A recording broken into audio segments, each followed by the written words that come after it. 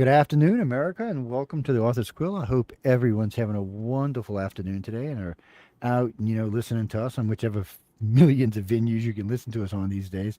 And I got to say, people, the internet is a marvelous thing because you can be in your car, you can be on your bike, you can be walking down the street. Doesn't matter where you can be in the middle of the freaking woods and listen to us these days.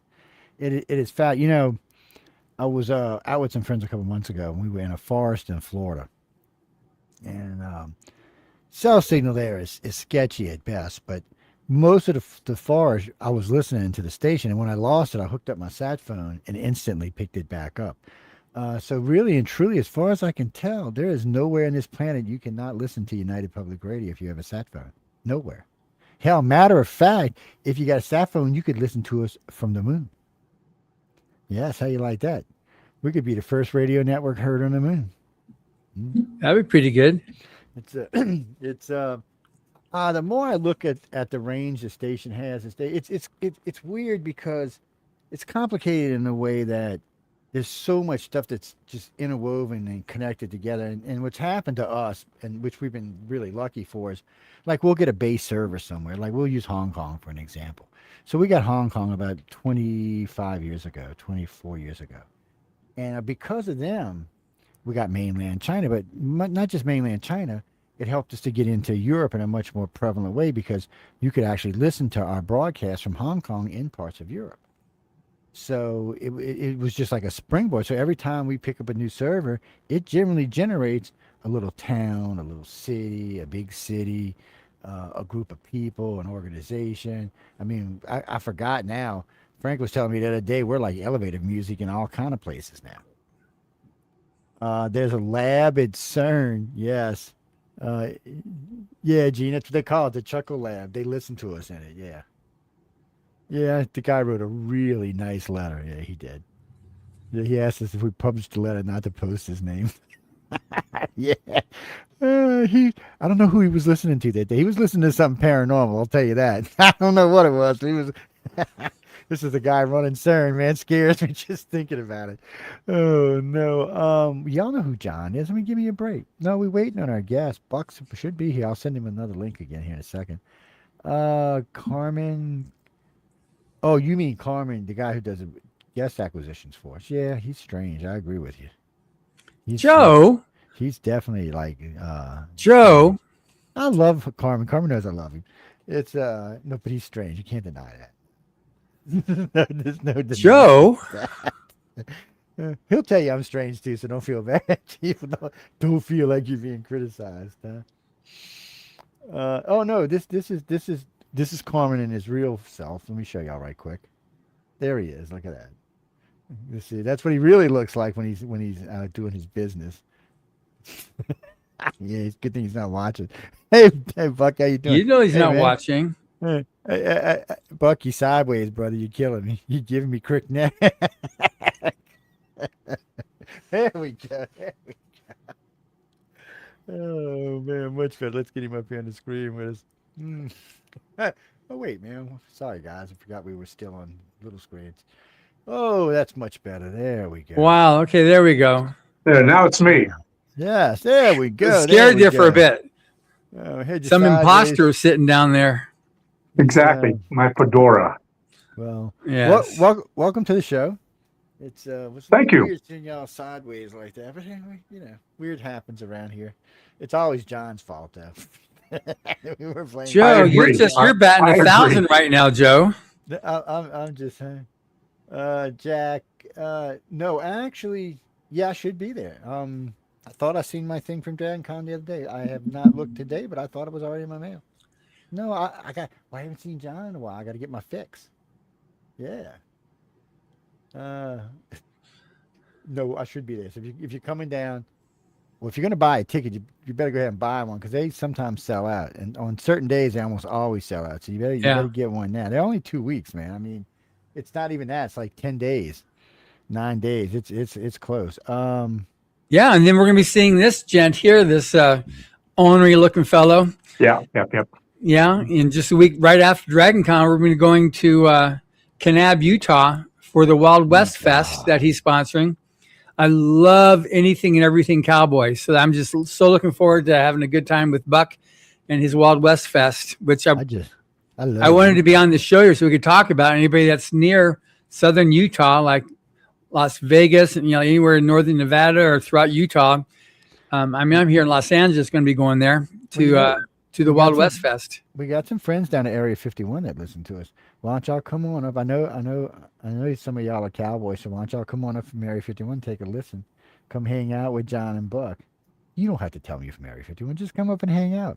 Say hi. Y'all need to get out anyway, people. Y'all get stuck down there for too long. It starts whapping your brains around and stuff. It's no, I'm serious. No, Jack. No, we do have no people down there. I wasn't joking. Yeah, we've had many people writing. We've actually had people calling from there. It's kind of weird. Yeah, you always get a security bump when you get a call from there. It's a strange phenomena. So, Buck, man, what is it you do? Tell me. What do I? John, What don't I do? All right. You get a little background on me. Ironically, I have two strange career opportunities in my life. One was to be a Disney animator, where your hands are precious. Yes. And then I became a Hollywood stuntman, where your hands get racked up a time or two or three. Yeah, that's what but I can still draw, and both with a pencil and a gun. I'm just, I was supposed to retire many, many moons ago, and things just keep popping up, and opportunities and challenges. That's what I love. And here in Kanab, Utah, Little Hollywood, dubbed that by director William Wellman in 1940. It is such a unique area. It's gorgeous. I mean, not only for Westerns, but even Planet of the Apes was filmed here. Yeah. So being that there used to be an event up here called Western Legends Roundup, which I did for 19 years, things change. Well, a lot of the people in town saw that as not a fun change. So the help of some of the locals here in town, we're putting it back together, and it's going to be a whole Wild West celebration, basically keeping the heritage and the legacy of Little Hollywood alive for Kanab, Utah, this little town. Well, I got to say, so far, I've been in quite a few places in Utah. I really like the place. I know I'm sure there's some dirty, nasty hole-in-the-wall towns, but I've been fortunate I haven't found any yet. I found some ghost towns. A friend of mine, Nathan, took me around. He wanted me to I was lecturing somewhere in Utah, and he wanted me to go down to Area 51, so he had to take me to go visit some ghost towns on the way. But y'all got a lot of pretty towns. Y'all got fabulous skies. What do y'all have, like 8 of the 10 dark sky parks? It's ridiculous how many dark sky parks Utah has. I know there's one in Moab. They're all over the place, but we stopped somewhere between. Why don't you define what a dark sky park is for people that don't know? If you don't know what dark sky park is, people, it's where you can go and sit and see the Milky Way in its entirety just by looking up in the sky with no apparatus of any kind. It's there. It's like you could reach up and almost stick your hand in the Milky Way. It's a fabulous sky. It's only a few places on Earth you're going to see it like that. Utah happens to be one of them. You're going to have to go to Hawaii to really see it any better than that. And if you want to see it better in Hawaii, you're going to have to go down to South America somewhere, Argentina. The skies are beautiful, though. I mean, we were out there sitting somewhere in the middle of nowhere in Utah, about 150 miles from Area 51, still 100 miles from where we were going. And it was dark, it was black, and you could see the sky from everywhere, except for you seen one little glow off in the distance. And where you seen that little glow, you seen a trail of little white dots headed there. Of course, we all know that was Las Vegas, but still. It was crazy. I got to say, it's really pretty there. And, Moab, my wife fell in love with Moab. I don't know why she did, but she fell in love with the place. And then Salt Lake City's always fun. And I've been to Perdump a couple times. I go back and forth on that one. And a few other places besides that. So man, just outright Western. We don't even get to see that where I live. I live in Mississippi. We don't, there's nothing Western out here. It's kind of boring, actually. But anyway, so with Buck, we met originally back in 2011 or 12 when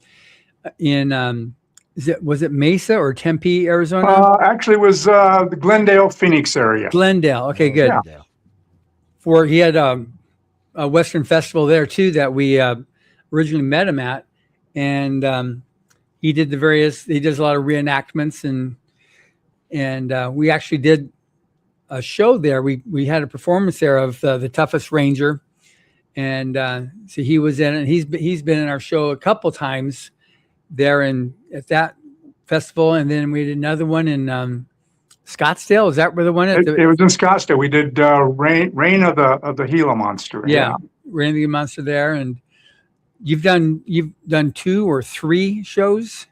I believe, 3 shows, I believe. Yeah. I think I did. Yeah, exactly. Oh, and just real quick, I'm having a real hard time hearing our host over there. John, I can hear you beautifully.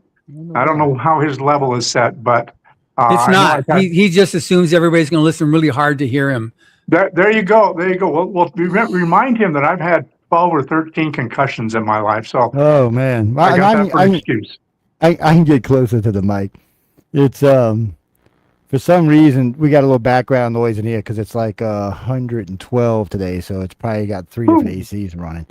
It's well, in the studio, unfortunately, it gets really hot, so we have the main ACs that run, but they got a window AC and then they got an in-wall AC that also run because the computers generate a lot of heat, and but so it's just how it is sometimes. But man, I wish I could come out and see y'all. It sounds like it's going to be a blast out there. It is a lot of fun. A little bit of everything for everyone. It started out on kind of a smaller level with just being there's a museum up here called Little Hollywood, and that's where John and Emily will be set up, promoting and really promoting that whole 90th anniversary for El Ron. And but then we'll be at a historic Redstone Theater, which John and Emily will be at, and I'm going to present them with something. Don't tell them. It's a secret. It's a secret. Don't let me know. Yeah. We'll get them on. We're going to get them on stage. So yeah. But I invite everyone to come out. We almost call it. I coined a phrase years ago. History meets Hollywood, and that's pretty much what it's about out here because we are inundated with real cowboys here in southern Utah. And then when Hollywood came to town, they brought the Hollywood cowboys. So. And so many of these people in this town, it's very interesting, have been in movies. I mean, countless movies as extras, stuntmen, providing cattle, horses, backgrounds, ranches. Pretty amazing. You need to put that on your bucket list. No pun intended, but yeah. I wish I could get out there. I would really probably enjoy it being out there. Besides, like I said, I like Utah anyway, so it's a good excuse to go. I mean, I've just checked to see like what movies were filmed in Kanab.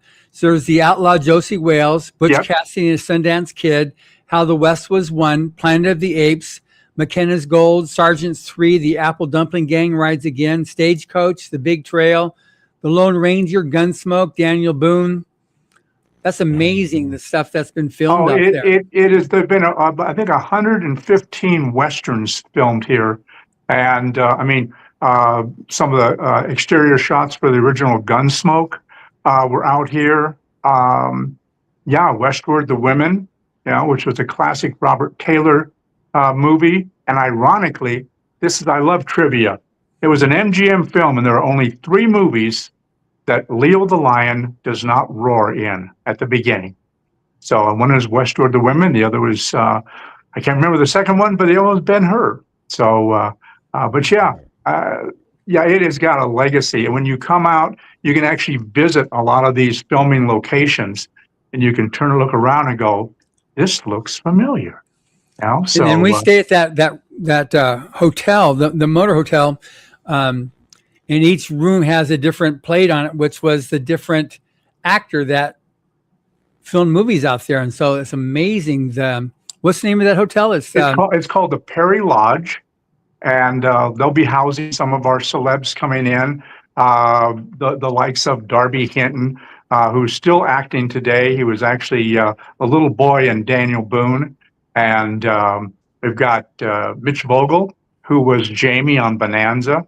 And of course, on Thursday night, we're going to show the classic movie Tombstone, everyone's favorite, from 1993. And a good friend of mine, and I understand you might be talking to him pretty soon, His name is Peter Sherayko, and he played Texas Jack Vermillion. Yeah, he in comes on the Tombstone. next. He's the next hour here on this one. On He the is. show. He is. You're Yeah. going to get back-to-back hats is what you're going to get. Oh, Yeah. good.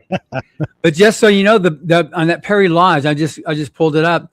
The people that stayed there in the Perry Lodge when they were filming, John Wayne, Frank Sinatra, Clint Eastwood, Gregory Peck, Maureen O'Hara, Ronald Reagan, Dean Martin, Sammy Davis Jr., James Garner, Roy Rogers, Tyrone Power, Omar Sharif, and Ann Baxter. And you go around and there's nameplates and all the different doors to each of the different rooms. And they're very humble rooms. They're not fancy things, but these were made, this was made in the 1940s, whatever it was. But it's just, they were there and that's where they stayed when they were filming the movies.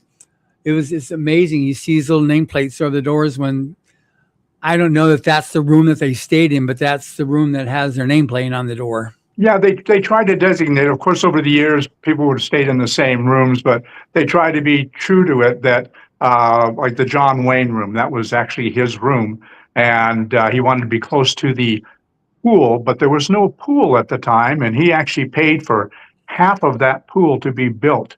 Wow! Because he said, we're working out here in the hot sun, and we need a place to jump into afterwards. So he made a deal with him and said he would do that. So. Yeah, and there's, like I said, when you're walking around town, you run into some older folks and stuff, and ask them to tell you a few stories, and there are a million of them, with just close encounters, and it was amazing. And it all started literally in 1924 with the classic silent film star Tom Mix when he did the Deadwood Coach, and he told the Perry brothers. It had just a little cottage at the time. He says, Hollywood needs to know about this. And they took their Brownie camera and they hit the road and they went knocking on doors at all those studios. And before you knew it, film after film after film started coming here. So, and with tax incentives being better again in Utah, it's actually looking like we're going to start getting some more movies right here in the area. Yeah, I was wondering, because it's a gorgeous area that hasn't changed, the beautiful red rock and all that stuff there, that just the pristine look, and just when the evening sunset and the morning sunrise are just amazing against those rocks. It's just gorgeous. Yeah. Well, and what's great is within 5 or 8 miles, the terrain changes. It goes from the Vermilion Cliffs to the limestone rocks to the hoodoos. That's why John Carter, the sci-fi movie, they filmed a lot of it. Some of Star Wars was actually filmed out at Pink Sand Dunes. So, and its proximity to Hollywood, Los Angeles, that's what made it inviting for people. So, yeah, come on out. And you're just like a hop, skip, and jump away from the Grand Canyon, too. Pretty much from the North Rim, and then Zion, right? Yeah, Zion's so, beautiful. You come up for the fest, spend an extra day or two and take a little road trip here and there. My God, we've got, I think, 25 hotel room nights. And, of course, the Perry Lodge. I would recommend there. Yeah. That was my commercial for the Perry Lodge right there. Okay, good. Tell them we're sending them a bill. Okay, exactly. I'll have my check in the mail momentarily. Yes. Yeah. Well, one thing is when we originally met Buck, we were there because we were releasing stories from the Golden Age, and that was like these different books that we've got. Yes. The Westerns. Yep. And so it's interesting because right now, part of the enthusiasm on getting Buck on and doing this Wild West Festival and other guests that we've had on is that 2026 is the 90th anniversary of L. Ron Hubbard entering the Western genre. Yeah. And so we're doing this Sunday, we're doing another performance of the Toughest Ranger. We're doing Jim Meskimen is directing and featured in that one there. And he's a regular in the Landman TV series. The guy is amazing. Totally amazing. Yes. Yeah. But anyway, so we did all these shows there and met so many friends that we've had for all the years since then, including Buck and his beautiful wife, Miss Tammy. So it's great coming back there and seeing you all again and other people. And just when we go to the Western show in Las Vegas, we'll sell 1,400 books over that period of that convention. Wonderful. And so we're looking forward to selling a bunch of books there too. People getting familiar with L. Ron Hubbard as a Western writer. They're not familiar with that. They're familiar with his science fiction, or they're familiar with his Dianetics or Scientology, but they're not familiar with his Westerns. And like what True West magazine says, like, you know, if you like Louis Moore or Zane Grey, you're going to like Hubbard. So, which is great. And I got to tell you, I had a little staff meeting, best staff meeting the other day, and some other people were there on board. And I mentioned that you were coming out, and, you know, a little bit about it. I said, did you know that, you know, L. Ron Hubbard was, to me, one of the top 3, you know, Western writers, pulp fiction, whatever you want to call it. And I would say 3/4 of them go, oh, I've got some of his books. I said, well, now you can get some more. So it's always nice to see that. And actually one worked at the library and said, oh my gosh, his work is amazing. You know, so that's great. Yeah, so we'll see if we can bring you an audience for that. That'd be good. I'm looking forward to that. Definitely looking forward to that. And we've been really pumping up your show and also the Western Writers of America, of which our next hour's guest is a member of as well. He's also Western Writers of America. And I just got word this morning, everybody listening, this is great news. The Writers of Future podcast hit number 1 on top fiction writing podcasts in the United States.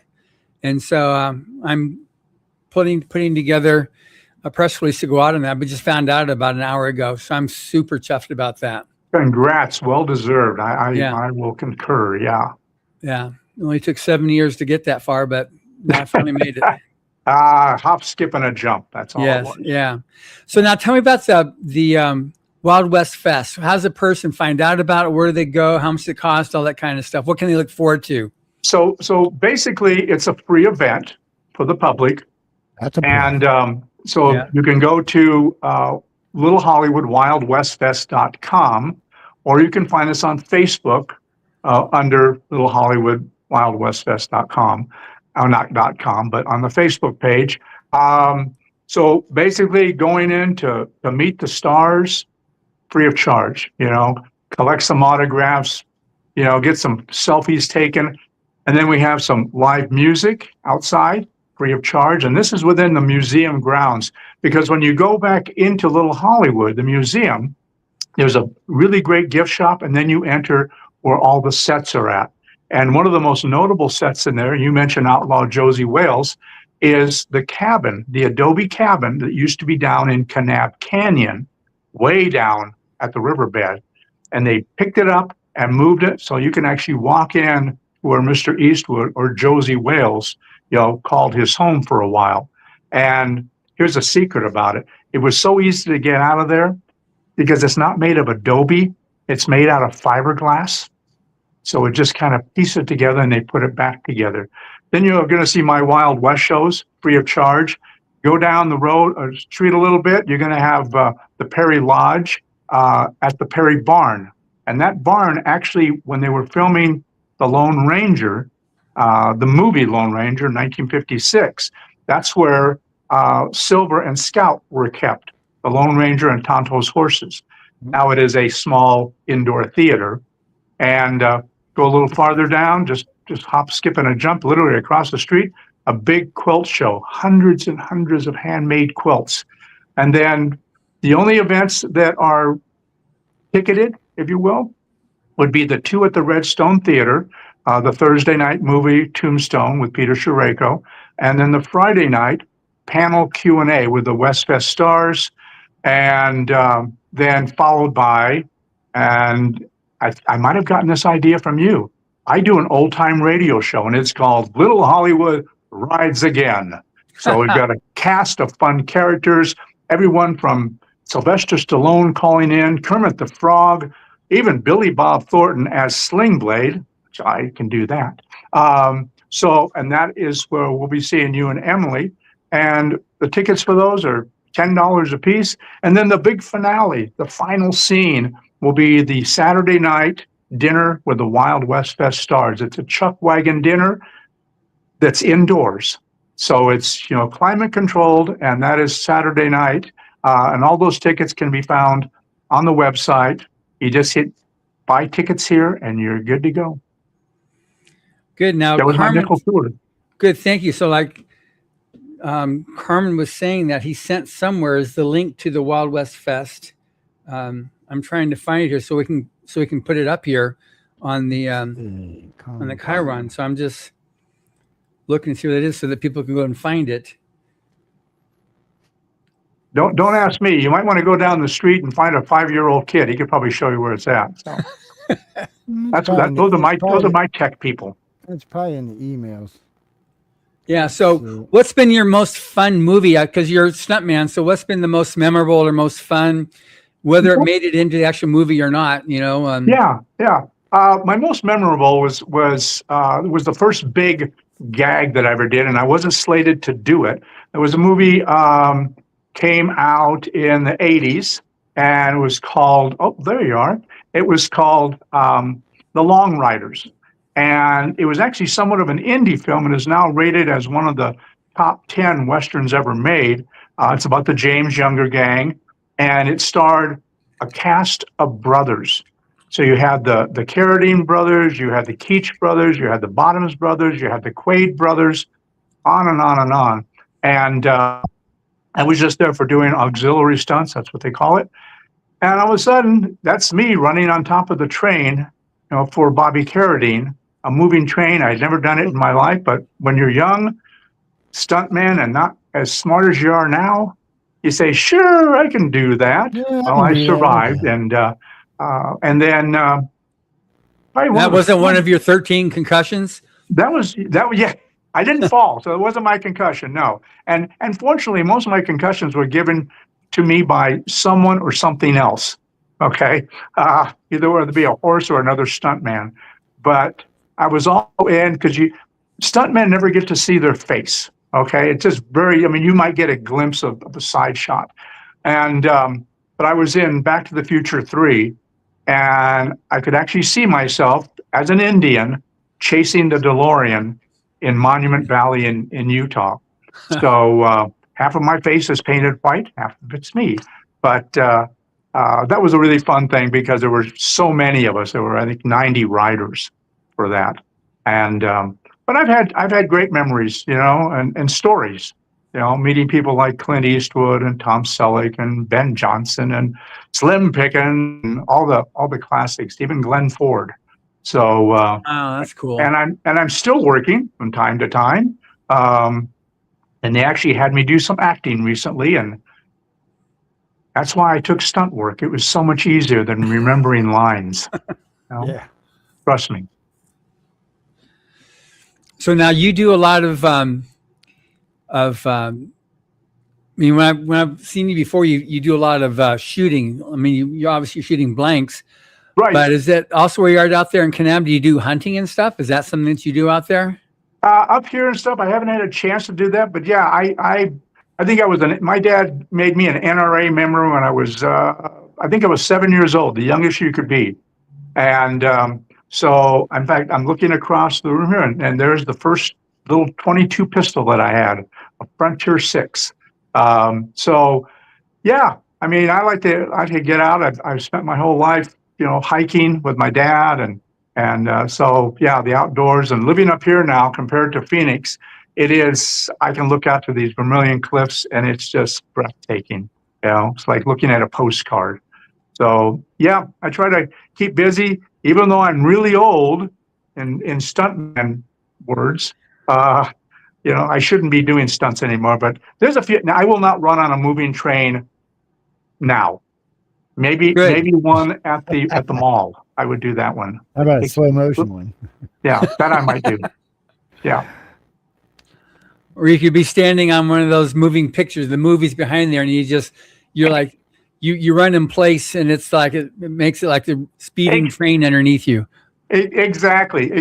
Oh, I tell you, there's Peter Sherayko, Joe. That's the guy, the second from the right. He's the guy who'll be our guest coming up in the next hour. That's the gentleman right there. Yes. And he will probably look almost just like that when you talk to him. I know Peter, you know. So yeah, we've got a nice lineup. Patrick Wayne, John Wayne's son, you know, and Rudy Ramos, who is now, his new claim to fame is Yellowstone. When they originally cast him for that, they only cast him for I think 3 small episodes, and he's done 30, 35 episodes now, you know. Cool. And he's just a really interesting and nice man. And all the people we have coming, we'll take the time just to chat with you, you know, which is nice. So, yeah, you're just scrolling right through there. Look at that. Yeah, well, once we have the website, we have access, so we can. It's one of the nice things about the way we do radio and TV now. You can put everything where everybody can see it. And you know, you can go through and click whatever you want to click. It's just interesting. I'm just listening to y'all talk, and I was just scrolling. Oh, we're going to scroll through that. Let's go. Oh, entertainment. Here we go. What's we got here? Oh, there I am. Look at that. I'll be blowing something up too. So I always do that. You always blow stuff up. Man, I that's my always own heart. blow stuff up. I mean, yeah, I'm not the best role model for children necessarily, but yeah, I tell people all the time. I said you have to grow old, but you never have to grow up. So and that's me. I'm the poster child when he for did his shows in the Wild Western Festival in Arizona, he always did this reenactment of, you know, where he had to do something where they at least shot 1,000 different blanks between all the different cowboys, and one thing where somebody gets locked in the jail and they had to break him out, so they always had to put the dynamite there on the block and blow it up so he could escape, and another shootout. And yeah. I mean, my shows were expensive to do. They still are. So blanks aren't cheap, you know. But yeah, we've got a lot of that. Like I said, the barn full of some amazing poets and storytellers. That's always been a legacy up here for Kanab. It's always been a hub for cowboy poets. And so, yeah, I just finished doing a lineup of all of the local talent that is up here, which is pretty amazing, you know. And I'm blessed to have these people around me and such. So, yeah. You know, that should be America's motto. Let's blow some shit up. It's, I mean, as a country, we just like to blow shit up. Let's be honest about it. At least Joe definitely does. So you guys can bond on that one. Most men I know like blowing shit up. I'm just saying, we wouldn't sell so many fireworks every year. We didn't like blowing stuff up. It's like part of our heritage or something. Yeah, I had Kellen Cutsworth, who's the executive director. He's been a guest on this, right, Joe? On the show? Yeah, we had him on a few weeks ago. And he came to LA and he spoke at an event launching the 90th anniversary. And he sent me a picture because Emily and I went to the Hollywood Bowl for the Beach Boys concert, and which was great. And then he sent a picture of himself. I was like, what is that? And he had this mountain that he was sitting on a chair built around him.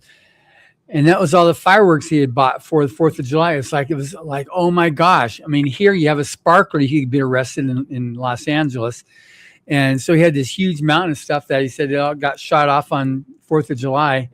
And just amazing. He's obviously full on NRA and Western. And that's the genre that's the America's contribution to storytelling is the Western. Indeed, that's what makes it unique. Oh. Yeah. Fuck, Utah is an open carry state. I mean, are y'all allowed to open carry pistols without a permit, or you got to go get a permit? In Utah, believe it or not, Utah is the most lenient state in the union, even over Arizona. I mean, I can literally walk in. Literally, I walked into my bank with a gun on. Yeah, okay. You can take it. I live in Mississippi right now, but you can wear a gun almost everywhere here but the casino. Right. I mean, the only time you can't go in someplace with a gun is if they post, no firearms. But you can conceal weapons here without the permits are no longer needed. Yeah, they dropped them here too. They dropped the permit altogether. They're like, no, you can carry or conceal. But what gets me down here is many women carry as men do.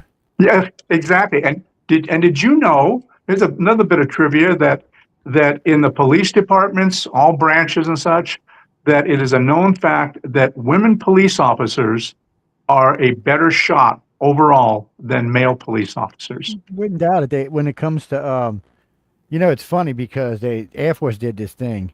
Women would make better pilots than men, except for Yeah. one thing. There's only one real distinction between men and women is women would hesitate when going to take someone's life, whereas a man would just blow the living hell out of it and keep Yeah, going. possibly. Yeah, Well, so- they say that the reason women are better shots is that if you take a man and a woman who have never handled a firearm and you take them out to a range and you work with them and you show them, and the women will listen intently to everything you're saying. Meanwhile, the guy who has seen every John Wayne movie and every Clint Eastwood movie don't even listen to the guy because I know how to do this. I can be John Wayne like that. So yeah, we just don't listen enough. It's funny you said that because I remember I was about 6 when I got my first 25.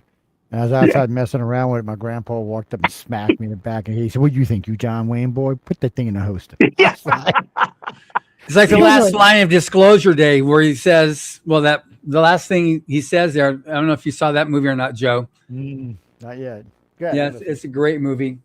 But it's just great, listen, just the earth is on the brink of World War III and you got Disclosure Day. This is what Joe's all about with UFO. Well, technically there were 65 seconds away from the end of the world. It's where the clock is set right now. Well, people look, it's been at 85 seconds for like 10 years. Don't panic is all I'm saying.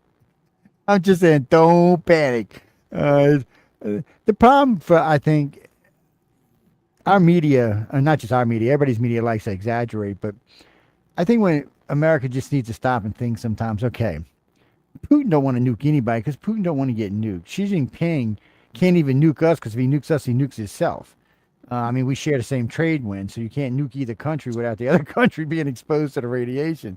I'm just not feeling that nobody in this group wants to kill each other. We want to be greedy and take a bunch of stuff, but I don't think we want to kill the world yet. Maybe give us another 1,000 years. We'll see. By then, though, Elon will be living on Mars and we won't have to worry about it. So. There you go. Yes, it's that's an interesting question. So when we go to Mars, are we going to have Western Mars? It's going to be like the Wild West, right? Let's be honest. Well, we should just kind of channel that, I think, a little bit. I think so. I can see the aliens as being the bad guys, or vice versa. Maybe they're the good guys. Yeah. Well, there's a series, Gene Roddenberry. Not Gene Roddenberry, Ray Bradbury, whatever his name was. Right. He did the Martian Chronicles. That's Ray Bradbury. Yeah, Ray Bradbury, and he did it. So, in they basically treat Mars like it's the Wild Wild West. They're out there with their 6 guns on. They're setting their restaurants up, building roads and stuff. And you kind of get that feel, except we'll have robots now. That's true. We're going to cheat, but still, we'll be out exploring. And I'm thinking there's not going to be any law enforcement out there of any real kind, other than the people you're with. It's going to be a little bit Wild Wild Westy. And, I'm too old. I probably won't get to see it, but still, it's going to be interesting for someone. I tell my grandkids all the time, "Oh man, yeah, y'all need to go. It's going to be fun." I want to make sure you've got the lines up here so my podcast airs up there on Mars too, and on the moon when they get up there. Well, Elon, I love Elon, even though I think he's Drax, but still, he said just the other day, he wants to put 100,000 satellites around Earth. Now he's already got 11,000 of them up there. But he's going to start putting them around Mars pretty soon. So he's saying within 2 years, anything you can access on Earth, you'll be able to access on Mars. It'll take 7 minutes for the data to get there, he said, but you'll be able to access it on Mars. He said, so you'll just be like living on Earth with a 7-minute lag. Wow, nice. That's intense. So, he's the man's changing the world. And he is, after all, the richest African-American in the world. Maybe he's a little Wild Wild West himself, or probably a little more goth than anything else, but still, we'll give him the benefit of the doubt. Oh man, so y'all sound like y'all gonna be partying. As I'm looking through this website, you got all kind of good stuff going on. Oh, we have contests, Yeehaw Holler contests. The kids love that. Yeah, I know. I mean, you got all kind of just looks like it's just going to be fun. And Utah's Yeah. got great weather. So I mean, well, I don't know. How is your weather in August? Right now we're looking at, I mean, it's probably the high 80s right now, and so it'll start cooling down a little bit. And you but lucky yeah. person. Oh, and that's You're another. We're also going to have you can actually during the day you'll be able to look through a solar telescope and see the stars in the Wow, sky. that's cool. That's cool. And that's another free thing. Just stop by, put your eye on that eyepiece, and you're good to go. It's I mean, it's all y'all just got all kind of fun stuff going on. It's just Yeah, looks like there's Peter again, right there. See, he's there he is. popping up Oh, yeah, everywhere. see, That's just the way he is. It's know. he looks And very comfortable. there you go. Very, very relaxed, very comfortable. That's where we're Yeah. at. It's I like that. And look at what is that logo right there? I see. It looks like Whoa! I see yeah.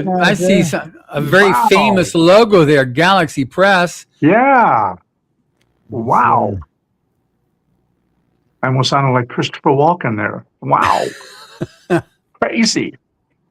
And there's the dinner. Ooh, I could Which go for some I can barbecue. tell you right now that John and Emily will be there chowing down. So. Yep. Yes. Don't let Emmy act like she can't eat either. Tell her to eat. She needs to eat. She's getting skinny. Yeah. Well, you can take over that argument with her. Yeah, well, you know I like to argue with this. Josh, no, we're talking about Emily Goodwin. Well, no, see, John got to go home with her tonight. I live a whole 6 states away, so I can argue with her and hide. Yeah, No, she's just saving up for when she sees him in a couple weeks there in Atlanta. Yeah, she'll torture me. No, this is in Utah. Oh, Jimmy, I wish I could go to Salt Lake. I don't think I'll be able to go. You want to find It's southern Utah, so it's about St. George is on the I-15 is the nearest big town. Then you turn off right there around St. George, and then you go into to Kanab. So it's about an hour away from St. George. We're about an hour and 15 minutes away from St. George. Yeah. And from coming up from Arizona, if you go to Page, we're basically 64 miles due west. Oh, and look, they got a place to corral your kids so you can have a good time. So you can have more fun. Exactly. I'm sorry, I didn't mean to interrupt you. Go ahead. Yeah, and this is a great cause too. The young lady that puts this together, she does an adaptive rodeo that I help with every year, and she changed the name and needed a logo, so I gave her Giddy Up Roundup. So she'll be there. A lot of fun and games, and trust me, there's just as many adults that play the games as kids do. So I don't doubt that. and a scavenger hunt. There you go. There's the Lone Ranger and Tonto. So did you you guys are Lone Ranger fans if you're L. Ron Hubbard fans, right? Yeah. And did you know that if you ever watch the Lone Ranger in any Spanish speaking countries, he is not Tonto. He is called Toro, which means bull. And you might ask yourself, why is he not Tonto? Because the word tonto in Spanish means dumb, foolish, or stupid. Oh, shit. It's there you go. At least they fixed it. That's a plus. I guess they couldn't have El Stupido walking around all the time. It wouldn't have sounded right. Yeah, I didn't think it would go over very well, Let's see. Oh, wait, we got some quilts. That's part of the big quilt show up here. My God, I think there'll be over 100 quilts. A lot of them are for sale, and these are all handmade. These aren't things you buy on Amazon and sell it. These are handcrafted. They have a big contest. It is. My wife Tammy, she makes quilts, and I don't understand her patience at all for doing this. It's amazing. My wife used to. She don't anymore. Now she got other things on her mind. But it's but we usually when we're traveling, because we do a lot of traveling, we're a lot of small towns and festivals and stuff. And every now and then, though, about once a year, we'll buy a quilt. Sometimes they end up hanging over windows and stuff. But it's you find some interesting stuff. You really do. And some of them are so warm you don't even get out of them, man. I mean, they got some good ones. I mean, down here it's not as big a thing about being warm because our winters aren't really awful. I imagine it get pretty cold in Utah. Down here, we might see some teens, but mostly, I mean, average temperature in January is 63 degrees. Wow. Yeah. But see, like I said, right now it's 95 with a feel like of 114. So you gotta live with the good and the bad, I guess. Yeah. Oh man, so this is gonna be a lot of fun. You get a lot of people out there. So this is your first year doing this one? This is the first year doing this. The old Legends Roundup ended in 2024, and that's when they approached me and said it was a county event, Kane County and the city, and then all of a sudden they decided not to do it, and I got approached because they knew of my history of doing events for the last 35 years, and then it just kind of blossomed. But like I said, I can't thank the community enough. It's a very small, tight-knit community. I think there's probably like maybe only 5 different last names in this town. You're either a Johnson, a Swap, a Heaton, or on and on. But they said, we don't know how to do events. Can you help us? And so I said, yeah, I'd like to keep this alive. And so it's just there, and it's right around the corner and riding in like a tornado. So this little time here talking with you guys has been a wonderful, it's like a vacation for me. So I appreciate that. A little respite. Yeah, I feel rested, and then I'll go right back to it. And then I have another podcast interview to do in about 2 hours. So, well, when that's kind of how it is, though. I mean, you know that now because you've been doing this for a while. But I try to tell people when they first get into the fields, when you start pushing stuff and publishing stuff and putting events together, you're going to spend a lot of time behind the microphone. Anytime we have any new gigs coming up, like just tomorrow, I'll be doing 3 different interviews tomorrow, and Friday, and then next Wednesday I'll be on with my own show, and then doing 2 other additional shows that Wednesday. So it gets crazy, but hey, it's worth it. Most of the time, it's worth it. Let me rephrase that. Anyway.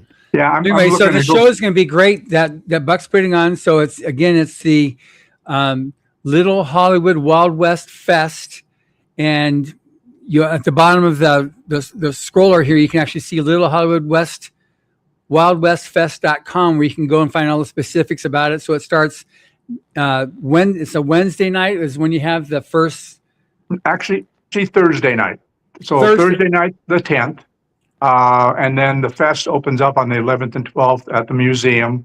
And then we have a thing on Friday night again at the Redstone, and then the final dinner. So it'll all come in, quick, and hopefully people will have a good time, make some good memories from it, pick up some autographs, and just enjoy and help support the community. We want to put heads in beds, people in the restaurants. There's so many unique, amazing gift shops here. So yeah, it's kind of like a Wild West Disneyland, if you will. So it's Thursday, Friday, Saturday. Thursday, Friday, Saturday, yes. Because Sunday, because it's Utah, Sunday is the day of rest type thing. So there's no events on Sunday. Except for me, because I'll be cleaning up. So for sure. Yeah. That's your lot in life. It is Lelania. Yeah, my lot in life, Lelania. Yeah. That is it. But no, and I've got I think almost 20 people that used to be posse members of mine from Phoenix. They're coming up. Oh, good. Hopefully I'll recognize some of them. So you're going to see some familiar faces, John, and doing it down there at 60 volunteers, at the peak. And so I'm kind of starting fresh there, So, but it'll work. It'll work. I'm very much an optimist. So that's a fact. So we're behind you on this, and we wish you totally the best on this, because obviously we're going to come there and we want to be able to sell a bucket load of books at the show there with all the various L. Ron Hubbard Westerns. And hopefully as a result of this, there'll be more people like, well, I didn't know about that. And they want to come in maybe they're going to fly in from the Cape Good Horn there in South Africa and fly up here to see your show or something, whatever. They're welcome, Yep. so, Yep. And we truly appreciate, and I personally appreciate all your support and help over the years, not just for this, but over the years. And it's been a good relationship, a good absolutely. ride, as we would say. So, yeah. Yes. Well, anyway, thank you very much. And Thank you. we'll be seeing you in a few short weeks. All right, my friend, and enjoy your talk with Peter. He's a hoot. So, Absolutely. Nice Yes. meeting you, Buck. nice meeting you, great. my friend. Yeah, it's, Adios. See you. Okay, so he should have his. Let's go back over here. Hey, there I can see y'all again. I get lost when I start shifting screens around. So, Glenn, yeah, no, you're in Utah. Go see him. No, I know where you live, yeah. Well, I know you live in Utah, yeah. Because you're always bugging me about when we're going to Area 51. You might need to help Buck to be able to say adios. That's. He might- it's There we go. And boop, boop, and boop. And there's Peter. Look, right as I couldn't there I have tied that. Hey, Peter. Good morning, John. How are you? Doing good. And this is Good. Joe Well, good to Montalvo. see you. He's the host. Nice to meet you, Peter. It's, We just got yeah, finished it's a seeing your pleasure to picture be up here. on the. We just got done watching your picture on the website for the Wild West Fest coming up. We just had Buck on. He just signed off as you signed on. I was watching. Oh, okay, good. So yeah, I just saw a buck. So that was good. Yeah, Carmen texted me saying he spent about a half hour chatting with you. He said this is great because you're also a member of Western Writers of America. Well, yeah. Yeah, Yes, like and hello. I have all my books here, so I'll show them to you. Or Oh, whatever. good. Yes, And I have a new one coming out. Now you're a publisher, though. that's a fact. Yeah. I just sent my latest book Thursday into the publisher of my book. No offense, please don't take offense to that. But We're good. No, I've got a podcast because I also have a contest called Writers of the Future, which has been going on now for over 4 decades. And we publish 12 new writers every year and 12 new and 12 artists. So this past year we broke 1,000 over the 42 years. And I've been doing a lot, to help new writers. And we've got this podcast that I do, which just this morning I got the updated the top writing podcast in the United States. It's called Million Podcasts is the website. And so Rise of the Future hit #1. So the first time we hit #1 on writing podcasts in the U.S., which is pretty exciting on that, so because I love talking about, people's stories. And the podcast that just aired before this show was with Kellen Cutsforth, who's the executor of Western Writers of America. And so he was just a guest on the podcast. I don't know if you've met him or not. He just came on board this past year as the executive director. But did you? I guess you didn't make it out to the annual conference in. you mean the In St. Louis? the thing in June? Yeah. Yeah. I was there a couple of years ago when they were in Tucson. They were in South Dakota. It's just sometimes I hate to say it. No, I love to say it. Sometimes I'm just too busy doing things. Yeah. No, that's great to be able to have that as a problem. Yeah. Yeah, no, it's a Oops. Uh-oh, what happened? Oops. Oh, that dropped. He got taken over by an alien there. He's like, He's getting probed. He'll be back. A little quick probe, and then he'll be back. Heidi, I seen you in here earlier. I was over another page. That's why I didn't respond. But no, things have been crazy, people. Yeah. What do you mean? What did I say? Gosh. Oh, because I don't curse on this show. Yes. No. No. This show, you from the cover, I don't curse on it. Oh no. News on the flip side, I try not to, but they just irritate me, so I have to. Chat is just keep your ears closed if you don't want to hear cursing. That's all I can tell you. It's that's my stress relief show. Yes. Well, a good friend of mine writes me. She's been listening to me for 30 years. She goes, man, I didn't know you cursed. I'm like, what are you talking about? She, well, I listen to your other shows, Science Beyond. She says, you don't curse in any other shows. She says, but tuned into chat the other day, and I was like, "Who the hell is this guy?" I said, you do know I was in the Navy, right? I was a sailor for a few years, right? I said, have you ever met a sailor that didn't have a bad mouth? Let's just be honest about this. Oh no, Jimmy, it's on. So this network is not a child rated network. Technically, it's an 18 and over. Really, it's a 21 and over network. Not because there's any type of, sexual materials or anything like that. It's just some of the topic matter can be challenging, and we don't want kids to accidentally listen to, just topics that they shouldn't hear at certain ages. Oh wait, we got Peter back. Let's grab Peter. Am I There we back go. with We you? got you. Yeah, we got you, man. We got Okay. you. Yeah, we I'm got- sorry. This is above my pay grade. I touched the screen and all of a sudden everything was gone. Yeah, And I that's have that to kinda call happens. Susan. Help. That's right. There Call we go. boss. Yeah, Get out I saw her right off into the sunset as you came on the screen there. It's well, I told Carmen earlier, are we on the air or? Yeah, we're on. We're good. We're good. Yeah. Oh, We okay. never Well, I'm left. just gonna Only say, you left. We were still here. I was going to give the story. Years ago, about 10, 15 years ago, we were doing a commercial for one of the Indian casinos.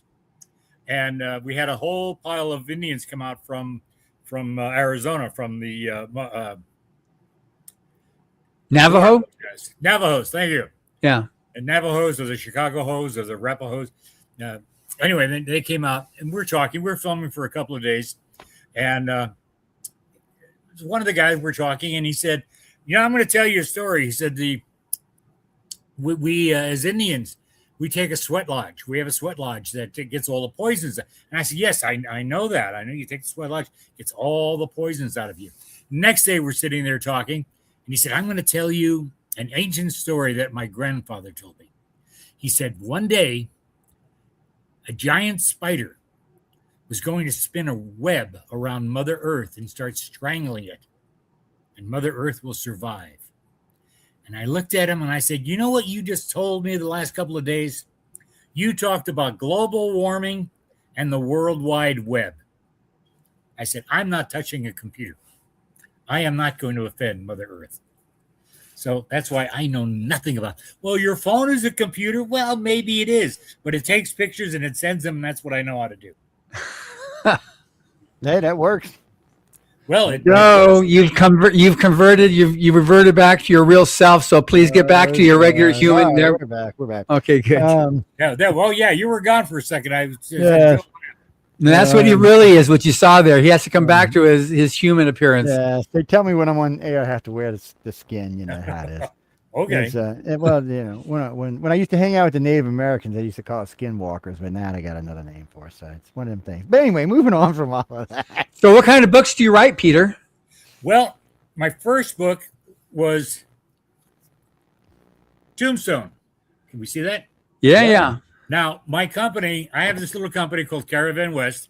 I created it when I first started in the business as an actor. People said, when you start making money, invest in a laundromat. Invest in a business that's making money when you're not. So during the 80s, when I first came out to LA, my friends and I are sitting there, we're watching Westerns. And now I've been collecting Western stuff for 50 years. And they were saying, the saddle's wrong, the gun's wrong, the gun belt's wrong, the hats are wrong. What? Yeah. And I realized nobody did anything about it. I said, I will. So my laundromat that I created was a little business. We're the only one that does everything for a Western. Props, costumes, set dressing, horses, guns, gun belts, and they're all authentic. They're all Thanks for the time period for that time. They're right for the time. The first thing I ask a producer when I go into is, wait, before I go into a producer story, I went in for a meeting with the producer, and my second book is The Fringe of Hollywood, The Art of Making a Western. He bought it, had it on his desk. I walked into his office and he said, have you read this book? This book tells you how to make a Western. I said, read it? I wrote it. Oh, got the job. And then last year, another publishing company approached me and they said, look, because of the Alec Baldwin fiasco, can you write a book on gun safety? Because we've done well over 1,000 different shows. I've done well over 200. and I do armory on the shows, and I supply the guns for them. So I wrote a book called "Prove It Safe: Gun Safety in the Movies," and that's out. And every studio, every prop guy, everybody, every writer should have them. I also do children's books. This is the stories of Oso and Neo, which is my horse and my dog, and they're telling me stories on how to live. And I did this for kids. I'm at a gun show. I'm at gun shows all the time. So I'm at a gun show and I'm selling the books. The guy walked by. He goes, "You make Western movies. What are you making kids' books for?" I said, "Look, when I was a kid, I grew up with The Lone Ranger and Gene Autry and Fred Rogers.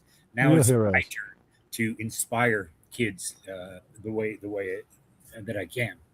And now my latest one is The West, Reality of the Myth. And it's full of stories. It's full of different events. We do a lot of documentaries, a lot of documentary series. So I wrote a whole series, and I said, "Wait a minute, these are all great stories. It should be a documentary." I didn't sell the documentary, but I wrote the book. I also have a chapter on phrases and words from the Old West. A lot of directors will call me up and they'll say, "Okay, yeah, send me a script. We're doing a Western script. We're doing a Western." And they'll go, "Punch it up. Tell me what, 21st century words in it, phrases. Change those to what the 19th century phrases were." So I have all of that as a guide to writers and directors and actors to help them with that. And they'll send me the script. They'll say, "Here, do this, do that. You're going to supply everything. How much is it going to be? And what part would you like to play?" And I go, "Hey, it's a win-win situation." Oh yeah. For me, the way I do things. Oh, that's great. I don't call myself a historian. I call myself a practical historian. So I like to practice what I do. I remember watching a documentary in the 80s, and there was a guy who's doing a voiceover, and they're showing photos, and he's saying, "Cowboys back in the Old West, they didn't carry guns." Well, they're showing photo after photo after photo after photo with a guy wearing a gun.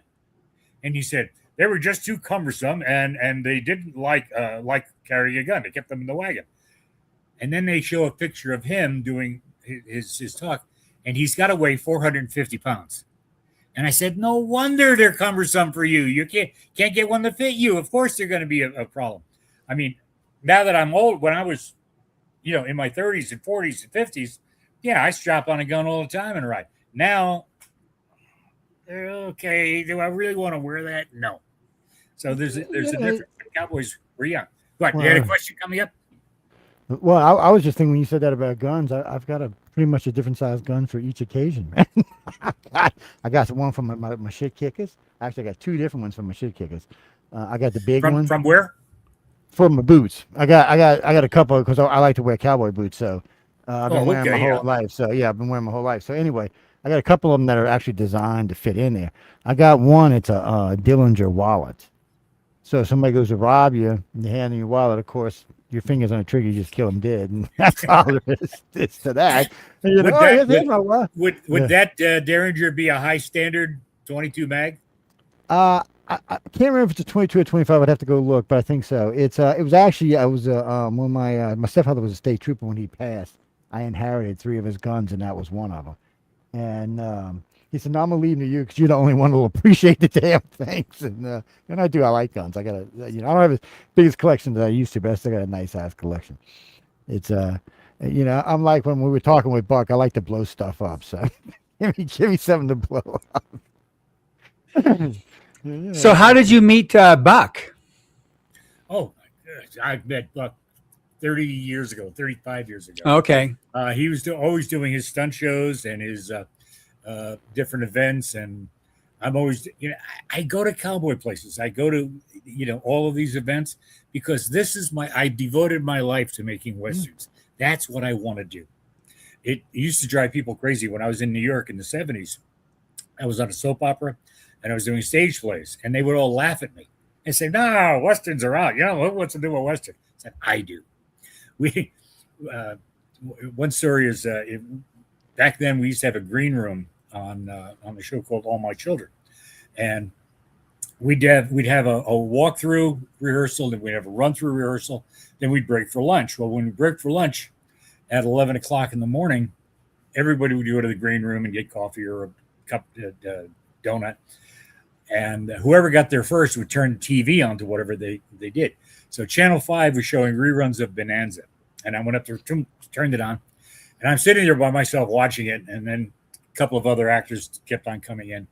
And one guy came in, and it was Haas was in the desert. And he was dying and walking through the desert. And this actor came in, and he looked, and he said, "Oh, my God. Can you imagine spending 3 weeks in the desert filming?" And I said, "Yeah, I'd love it." So, that's it. I've always had an interest in the West. I've always loved the West. And when I started in the business, a girl that I was going out with at the time said, "Pigeonhole yourself. Everybody's going to pigeonhole you in this business. So don't let somebody else do it to you. Do it yourself. Do what you want to do." And if you look at that, an actor who's always in a comedy, they're never accepted in a drama. An actor who's accepted in a drama, hard. Everybody fits into their same things. That's hard. You look at any mafia movie, they all have basically the same actors in it. Whether it's Pesci or De Niro or Al Pacino, it's all going to be the same guys. Well, some of them guys make great mafia guys. I'm sorry. Yeah, well, that's it. Yeah, but that's the nature of the business. Yeah, and I sat there thinking, and I said, well, I have horses. I collect the West. I studied that. I want to do Westerns. And they all laughed at me. But that's what I do. Yeah, which is great. Am I famous? But, people, I don't understand, because, I know pretty much anyone 50 and over grew up with Westerns in their lives. My dad, we used to have to watch The Rifleman. We would watch Gunsmoke. We watch, literally, there was at least 5 different ones we were watching. Plus, we have to watch Elliot Ness and stuff like that. But, it was just it was just in the house. It was part of growing up. It is there, so you watch it. And those back in the 70s, moral, but because you're 60s, 70s. What was nice about them is the morals there are solid. And they're not, you don't get beat over the head with them. Yeah, the old ones. And the new ones, the morals are. And the new ones, the wokeness makes me crazy. But today, I watch The Lone Ranger every day. I start my day off with watching The Lone Ranger is cool. It's but all of that had good, solid. If you were a kid watching that and you were watching it every day, you had a really good, solid understanding of how you should act and you shouldn't act. But you didn't even have to go to church. There was enough there that you could really get to understand. Today, look, I watch Superman, and the first thing I see, or Supergirl, first thing I see is the dog peeing on Superman. I'm like, what the? I'm just, okay. Yeah, that stuff is disgusting. Just irritated the crap out of me for no reason. I'm like, okay. So those kind of things, I feel that's disrespectful. I think a lot of what they try to stuff in the kids' heads today is just disrespectful. And Saturday night at midnight, I watch Superman on MeTV. Really cool. It's I do a lot of fighting with people on educating children and what's appropriate and what's not. I don't. I like the very liberal perspective is like, let them on their own and just, you just grow up feral kids, and they're afraid to talk to people. They're afraid of this, and they're here, especially in Hollywood. They feel it's their God-given right to just have what they want and do what they want. And here it's you can't arrest somebody if they steal, unless they steal over $700 worth of stuff. And so you got businesses closing down. It's just, it's disgusting. But I used to grow up, when I was a kid, I grew up watching Roy Rogers and Dale Evans. And every morning as they were riding into the sunset under their arch there, I'd kiss Dale Evans goodbye, until the next day. I was so in love with her. She was such pretty. And I was like, 3 years old or whatever. But I used to enjoy watching that. And then Sky King, I don't know if you ever watched that one. That was an old show there in the way back when with. I used to force my son to watch Rin 1010. And Lassie, she was like, "Oh wait, did you ever see a movie Mr. called Ed. Sniper? See what? I've seen a movie in that, The Sniper. Sniper. There's been a couple of them made in 1952. Oh, I ain't It seen was that one. about a guy, a little nuts, a little crazy, who was a serial killer of women. I saw it for the first time last night on Turner Classic Movies. And what a wonderful movie it was. And one of the things, they had a psychiatrist in the coming into the police station, telling them that people who create this crime, said once you catch them, the first, lock them up forever. They should not be, because they will do it again. And if you look and see what happens today, everybody that's being caught and going on trial, and you look at their rap sheet, they had 12, 15, 20 Oh yeah, it's arrests ridiculous. prior to that. Yeah. See, And that this has is more to. 1952, where they're saying, no, put them away. Yeah. Well, see, in America these days, it's more about where you live. Both the states I live in, 3 times strike laws. That's it. Your ass is going to jail 20 years after the third time. They don't care. They're like, nope, nope. We told you. I mean, I just literally heard the judge the other day go, you know what? He said, you've been in my court. This is your third time. I told you each time, 3 times loser, you get an extra 10 years. So he got 5 for the crime, 10 for the strike, and he got 15 years. And I guarantee when he gets out of jail, he'll behave himself for the first time. But Maybe, it's or they'll do it again. Oh yeah, Sometimes he they might can't do it. be. Yeah, you But- at least repeats at least 75%. You know, that's I don't talk politics. I don't talk religion. I don't talk any of that stuff. Everybody, when you said, John, when you said no, everybody wants to do what they want to do. That's my whole attitude in life. Do what you want to do, That's right. and just don't hurt anybody. It's as simple as that. And don't make anybody else do what you want to do. I don't eat sushi, but I won't stop you from eating it. I won't say, yeah, you can't do that. I don't like it. Let me tell me that nasty. In that case, sushi, you'd man. love Hollywood then, because you got all kinds of people probably, camping out on the streets, and you can get past. They're passing out free needles. That's the policy of the local politicians. They give free needles if you want it, and they've just opened up all the parks so that anybody that wants to sleep overnight there, homeless, they can sleep in all different parks. So that's what they want to do. I don't go to Hollywood. Yeah, you're Well, all right. a lot of You're, people- you're probably better for not I doing will it. not. These days, if you go to Hollywood, you're That's gonna get high. California. Jack, it's true. So no, I'll tell you real quick. We got a couple seconds. I'll tell you real quick. So that is a true story. What happened was I was coming home from work one day from New Orleans, and I was coming to my house here on the coast, and I stopped for pizza, and I had my 9mm on me, which is a Canic. It's a pistol. It's a target gun. It's really fast. It's really nice. But anyway, so I'm standing in line waiting for my pizza, and I got these 2 girls standing in front of me, both country girls, and they just standing there. And this guy comes in from nowhere with a machete and gonna rob the place. So I'm thinking, dude, do you not see this big monster on my hip? Yeah. So I didn't even. I went to turn around. I see these 2 chicks on the floor. Like, Jesus Christ. No, I'm serious, people. These 2 young girls whipped them guns up, put this kid on the floor like, you going to prison, buddy. No, they weren't cops. They were just 2 girls carrying guns on their hip, just like I was. Both carried. One was carrying a pink 357, and one was carrying a turquoise 380 automatic.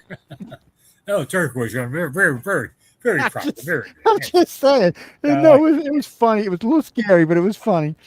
But I just All right, feel. put the machete down. We got Yes, but I live in a deep south, so they will shoot you down here. They don't. They have. You We have live where? standards. I live in the deep south. I mean, I'm so far south that if you go another 100 yards, you're in the Gulf of America. That's where I'm at. So I mean, but it's nice here. But I mean, it's way safer than most places are. It's not, by any means perfect, but it's Nothing is perfect. No one is perfect. so Everything from where has John flaws. lives and I live, it's 38% cheaper for me to live than for him. 38%. I'm not kidding you. It's 38% cheaper. That's outrageous, man. That's just outrageous. You California people need to move. A lot of them are. A lot of Move them to are. Utah. That's what I'm saying. Go to Utah. They got a lot of conservatives in Utah. Move there. Where do you live, Peter? I live in a little town in LA County called Agua Dulce. It's Why does that sound Sweetwater in familiar? America. Vasquez Rocks. If you've watched hundreds of old westerns, you saw them amongst these big rocks that are on a slant. If the thing that most people know is Captain Kirk fighting the Grome Oh, they're growing. Yeah. in remember Star that. Trek. That's Vasquez Rocks. These are these big, volcanic rocks that came up. and we filmed so many things there. I used to live in the valley, but I outgrew the place. I outgrew this place now, and we always worked out here. So when I had an opportunity, my house got mudslided in LA. That's So I said, well, God came in and I kept on saying, I got to move, but I can't move because I have everything here. And God came in and mudslided the house and said, okay, now you can move. No more excuses, buddy. Get your ass out. It's but it's weird how you do that. I mean, I remember when we bought our first house, we bought a condo and a townhouse. 3 years, 5 years, we had to move. Too much crap in it. Well, we bought this house. We've had this house for 12 years now on the coast, and literally, I'm either gonna have to throw some stuff away or move. I'm not gonna have a choice here soon. It's I don't know how that happens, man. It's even after the kids moved out. Yes, thank God they did too. One of them was threatening the other day. He wanted to come home. I'm like, no. He said, Dad, if I don't come home, I got to move to Houston. I was like, oh, Houston's a nice place, son. Go to Houston. Go to Houston. I lived in Houston. Go live in Houston. It's not horrible. I lived in Houston.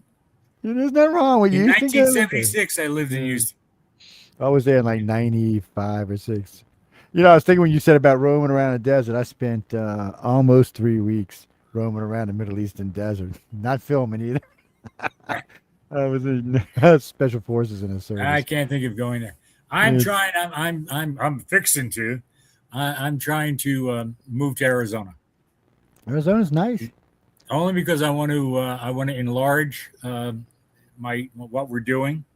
I have acreage here. I have 20 buildings on the ranch that are all full of props and costumes, and the movie business in LA has really gone down.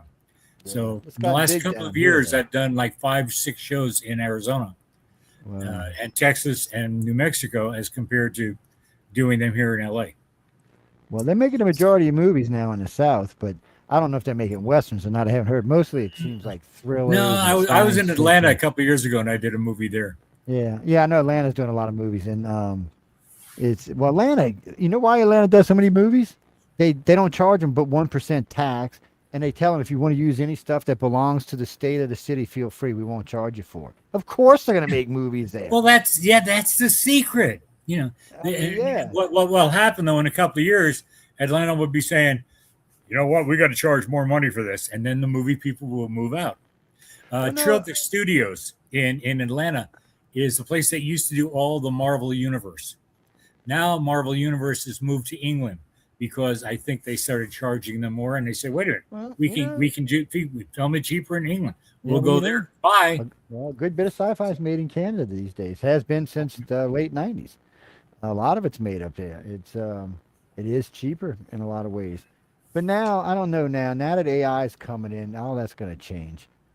It's gonna make a lot of difference in where things are getting produced, because AI does a lot of the work now. AI, in 5 years.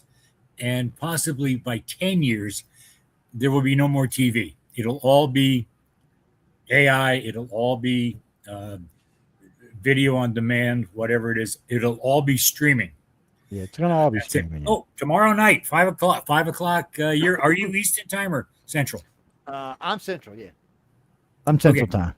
Okay, Central time. It'll be 7 o'clock at night on Roku. Oh, we're on Roku. We broadcast there. Okay, well, 7 o'clock tomorrow night is my new show, which they're showing, called Texas Jack's Wild West Theater. Oh, I'll have to check it out. It'll be on that. I'm hoping that they get enough advertisers and say, "Here's your money, kid. Do this show. We'll do 30 of them this year." So I'm looking forward to that. Well, do you know Martin Cove? I know Marty very well. I've known Marty for 30 years, more than that.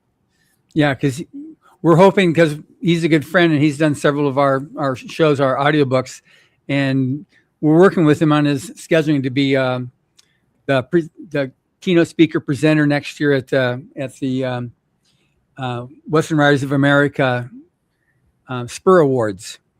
And so he used to live here now. He said, I can't handle it. He comes here as long as he has to be here for an event or for a show or something like that. And then he flies right back out without spending any more time than he has to here. And in California. He's got a home out in near Nashville. Atlanta. What's that? He moved to Nashville. Yeah, he's in Nashville. Yeah, and along with Bruce Boxleitner, who's moved out there too. You know, and wait, which Bruce? Bruce from Bruce South Boxleitner. Side? He's the guy from Tron. The guy. Oh yeah, okay, from Babylon 5. I got you. Babylon 5. I- Yeah, yeah. So See, now you just Bruce. A lot of TV shows, Babylon 5. His first one was the one with James Arness, How the West Was Won. Yeah. The first series. So Bruce, that leads us to the 5 points of an actor. You know the 5 phases of an actor? what's that? Who? Oh, him. Get me him. Get me somebody like him. Who? Those are the 5 points. And I always say that because my agent called me one day and he said, I got a call from a show, and they asked me, they said, do you have a Peter Sherayko lookalike? And I said, I represent him. And he said, no. He's too expensive. We can't afford him. Do you have a? I said, yes, they can afford me. What are they talking about? And I went from the who to the oh him to get me somebody like him. I missed the one where you make all the money. You make all the money and get me him. That's because somebody started the rumor. That's why somebody said, "Damn, he's expensive, man." When I do these things, when I do these shows, yeah. The other actors, they want to come in, do that glad hand guy. I'm gone. I'm out of here. I visit with the people. I don't fly around the country. I drive. If I'm doing something in New York or North Carolina or Texas, I'll drive there. Well, we could fly now. I don't want to, I did a thing in Illinois last year, and I drove out there. And I drive everywhere. I have a motorhome. I drive in my motorhome, and I can stop anytime I want, and I visit everybody. I love this country. I do too. I love to drive. To me, the country is not New York and LA. To me, the country is everything in between. And that's who I like to visit. That's who I like to say. And a lot of people, I know so many people around the country, and they always say to me, they'll call me or they'll email me or text me, and they'll say, hey, if you're coming through, Iowa, stop by, we'll go to dinner and you could, and love to have you spend the night. And I said, okay, I'll do that. And if I stop by, don't be surprised if I pull up. And but I'll tell you this much. I don't make a bed. I spent 4 years in the Air Force. I'm a Vietnam veteran. And when I got out of the Air Force, that was my oath. I will never make another bed. And I never have. You didn't like them say, corners, well, first thing you got to do in the morning is make it. No. And I can sleep anywhere, but I wouldn't make a bed anyway. If I make mine, my damn dogs will just go root it up. I'll come in. I mean, I'll come in. I'm like, what the hell? I'll be 2 humps in the middle of my bed covered. It's just because your dog wants to be with you. Yeah, they're spoiled rottenness with them dogs. That's what they're about. Spoiled rotten. Yeah, that's right. That's what they're about. It's I'm curious, Peter, have you read, because we're also right now, part of what we're doing, booking all these Western guests and stuff is because we're doing the 90th anniversary of Hubbard actually, Warren Hubbard actually writing Westerns. He wrote published 38 different Westerns. And so the first one was in 1936. And so this is the 90th anniversary. We've done lots of them. And so we're one of the sponsors of the Wild West Fest coming out there. So that's, we had Buck on just a few minutes ago before you. But I'm just curious, have you read any of his Westerns or any of his books at all? I have 2 of them, but I must say I don't read novels. I have 5,000 books in my library. My library is a separate building than on the house. And I have over 5,000 books in there. Most of them are history books or movie books. Most of them are on the guns and saddles, and which makes sense. Different stories about things. I do have some. I can't say they're complete sets, but I do have a set of Bret Hart. I do have a set of the other guy in Ohio, Zane Grey. But I don't sit there and read novels. I don't know why. A lot of my friends write novels, and a lot of them send them to me, and I might breeze through them or just check them out. But I won't. I'm reading all these books. I have a table in my library that's stacked, probably has about 50 books in it now that I've bought over the last year, and I haven't gotten to read yet. So they're sitting there before I put them on the shelves, and it's wall to wall shelves, and it's it's a mess. But I say, welcome to my mess. Come on in. Yeah. There's a couple of chairs that people can sit on, and the rest of it is books and manuscripts and scripts and I write. Everything that I do is I handwrite. So I have the little legal pads, and I write all those, and then I give them to my wife, and she puts them on the computer because I don't do computers. So she does it that way, and then of course my spelling is terrible. So if I was going to try say, spell a word, I will start the word and then it'll go like scribble, like, hey, make out that word. That's now if you want to be nice to your wife, this program we're using right here will do all that for you. Right now, if I wanted to, I could separate all three of our voices, have all three separate tracks. It'll go through and change the not the pronunciation, but the incorrect saying of a word, and it'll even suggest you edits for your grammar while you're talking. Because I have a Couillon accent, so it gets in the way sometimes. Send me that information. Oh well, because I do have to do that. I'm one of my other goals in life is to create a museum. I have so much stuff, and as I'm getting older, I'm slowing down in the world. And I said, look, I want to start a legacy museum of both the real West and the real West, so that people can enjoy it. So many prop people and set people come out here, costumers, and they go through all the buildings and they go, my God, you have enough stuff for a museum here. I said, yes, I do. And that's what I want to do. So my old agent, who is working with me on the museum, she wants to be the museum director. She did that exact same thing to me. She was out here a couple of weeks ago, and we were having dinner, and then I went through this whole stuff, and she just turned whatever she did with her phone, and she followed my whole conversation for like 10 minutes, and then played it back with a voice saying exactly what I did. And I said, how did you do that? And that's what I would like to do. That's what I would. Yeah, the technology today is really nice. It is. Yeah, that's why I say in 5-10 stuff. years it's going to be all streaming. Yeah, Technology is great, and we have to adapt to it. Well, think about this. Understand, this is what it's going to be. Yeah, this little piece of software we're using right now. So it'll do everything I just told you, plus a lot of other stuff. Plus, you can broadcast around the world with this. You can broadcast to 8 social medias at one time. You can broadcast it to Roku. Well, right now, tonight, we're on Roku and Fire Stick, so we're broadcasting those plus everything else. Then it also connects to my live audio feeds, which go out to, I've lost track of how many places in the world it goes to now. So, I mean, it's all there, and it's all at a fingertip. I mean, I can come here anytime I want, click, click, click. It takes me about 5 minutes, and I can broadcast to the world. And not just that, while I'm doing it, I can put it together, make clips out of it, shorts out of it, turn it into small things, turn it into large things. Make so beyond my pay grade. It's but the thing of it is, but I was the same way. Then I found out, okay, don't take this the wrong way, but a lot of the software we use, because we have so many hosts on my network, I call it software for idiots, because it doesn't matter what you know, it's all click, it's all plug it, it's all just follow the click. Little thing lights up, click. Little thing lights up, click. Little thing lights up, click. Little thing lights up, and click, click. You don't do nothing. I mean, this stuff is very intuitive. I was amazed because I'm pretty good with software. I mean, I got degrees in advanced avionics, electronics, and software engineering. But we needed something because with 45 hosts on the network, a lot of them are not going to be computer literate. So we needed stuff that anybody could use. It didn't matter who they were. They needed to just be able to walk in after being shown 2 or 3 times and be able to use it.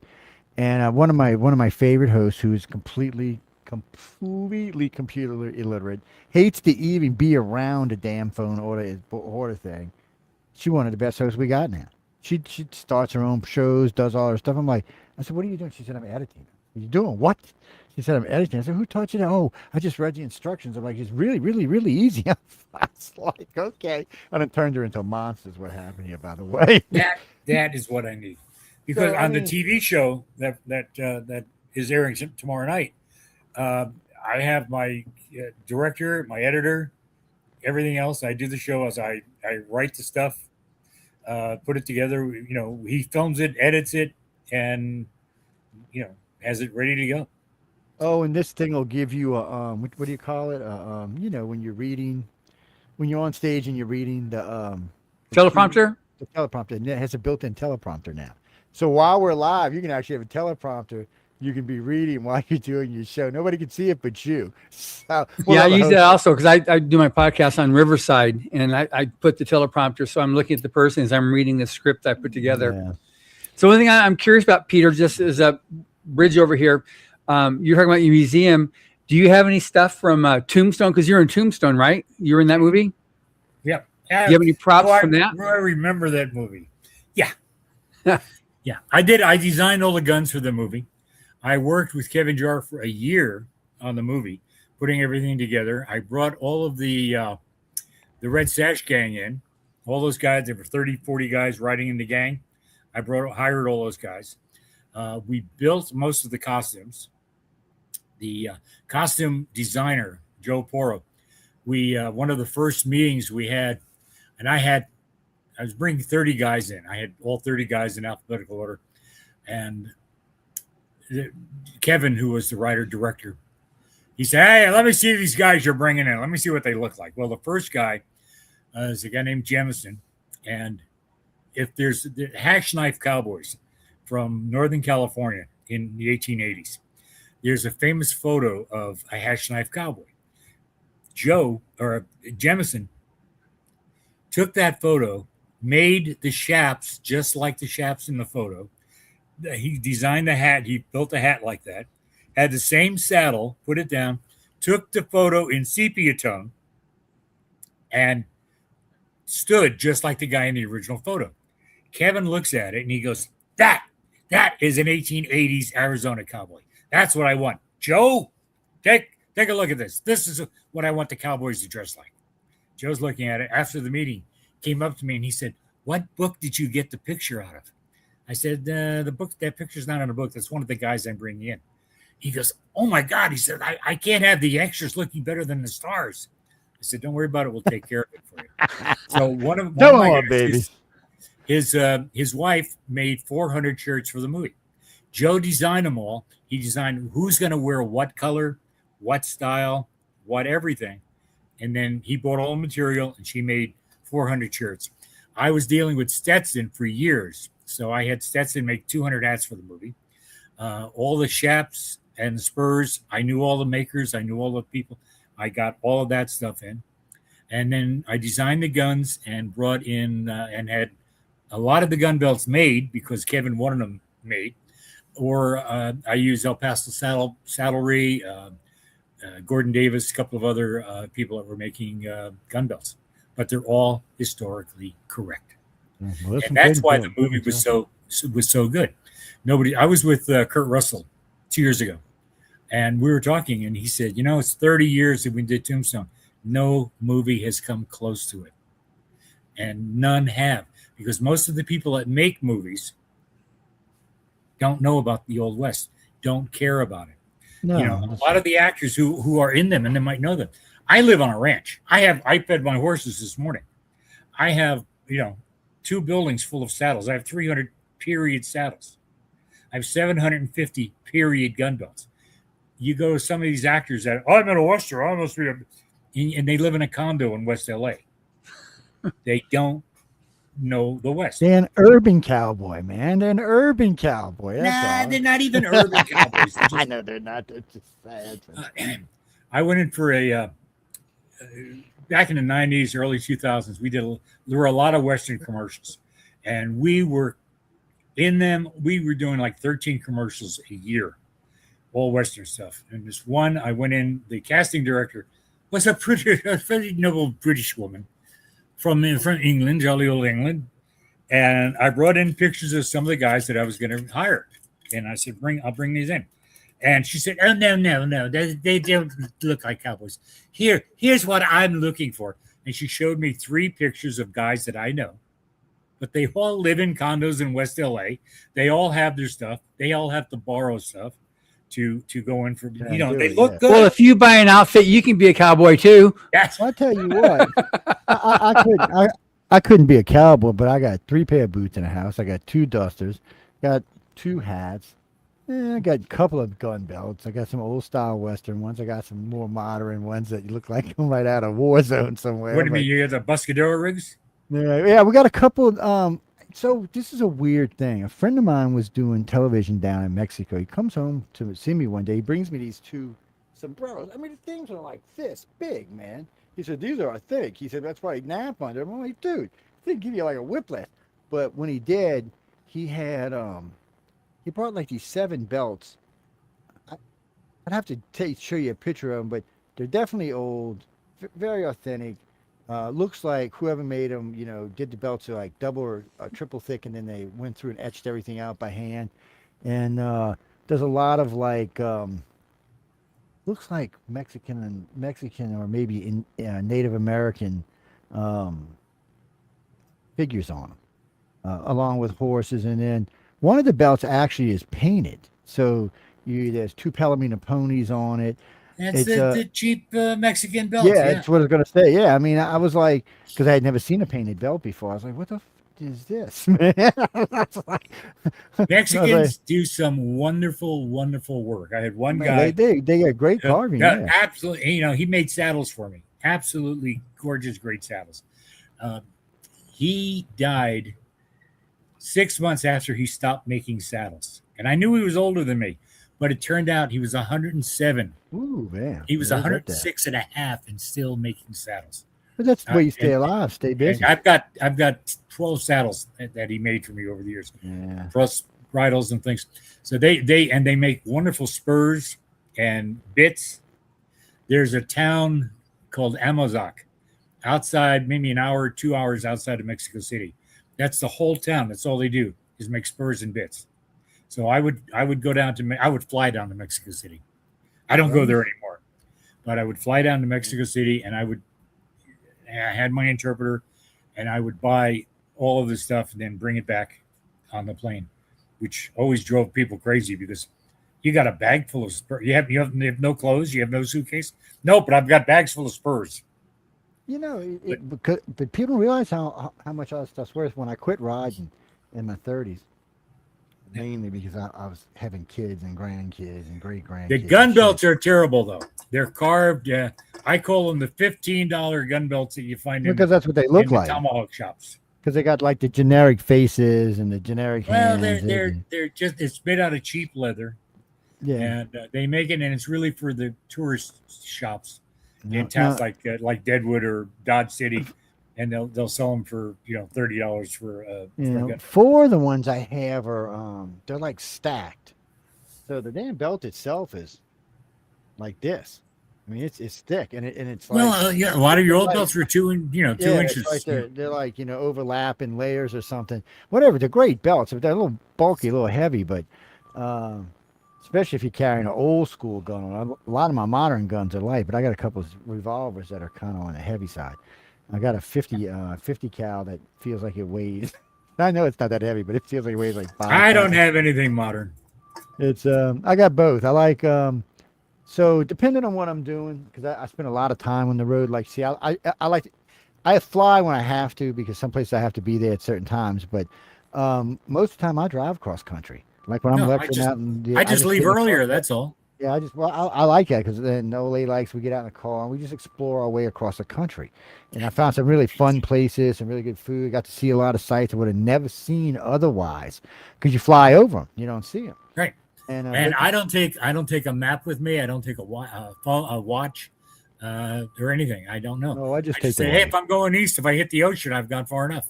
Yeah, so I just get the wife. She says, And I go take the that back way. roads. Yeah, we take a lot of back roads. Sometimes I've never been lost. I've been Well, powerfully there's no such confused for days, but yes, I've never yes. been lost. Yeah, I've never. I'm with you on that. You just keep going to. Well, you see, and I live in places like You can't go any further south than what we are, so you're kind of stuck. Now you go north for quite. Are a you little in way. Alabama or Mississippi? I'm in Mississippi right now. I'm on a place called Henderson Point. Past Christiana. Again, I was having a problem one time when I asked somebody. I said, "How do you spell Mississippi?" And they said, "The river or the state." Because they're idiots. That's why. Mississippi's been a weird place because when I was a kid, this place was so backwards. I mean, racist, hateful, spiteful, nasty place. Nowadays, racism from the middle of state down doesn't even exist. Everybody's well behaved, well nice. Everybody gets along well. They went from 50th in elementary school reading to 4th. I mean, that's insane.